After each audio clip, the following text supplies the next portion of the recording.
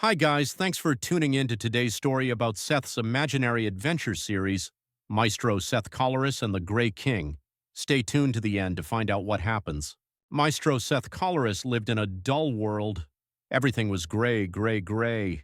The trees, the houses, the clothes, even the toast.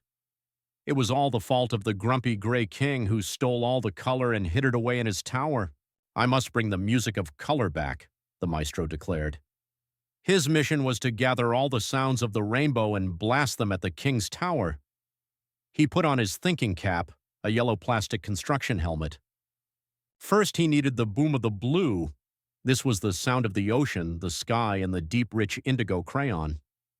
He found the source of the boom, the bathroom where the running faucet created the perfect wave noise. Next, the screech of the scarlet. This was the sound of spicy peppers, fast race cars, and the brightest red marker.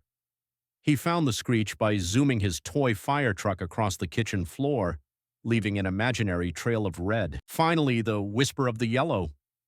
This was the quiet, happy sound of sunshine, warm butter, and his favorite yellow rubber ducky. He found the whisper by squeezing the ducky softly in his hand. Squeak! Maestro Seth gathered his colors, the blue boom, the scarlet screech, and the yellow whisper.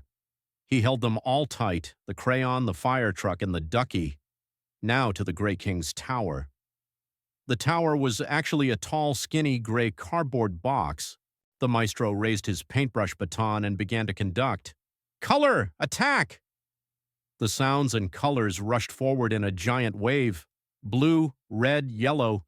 They splashed across the tower and right over the grumpy Grey King. The Grey King was defeated. His tower was now a beautiful, messy rainbow. Seth laughed and picked up his toys. The world wasn't gray anymore. It was loud, happy, and full of every color he could imagine. What a wonderful piece of music.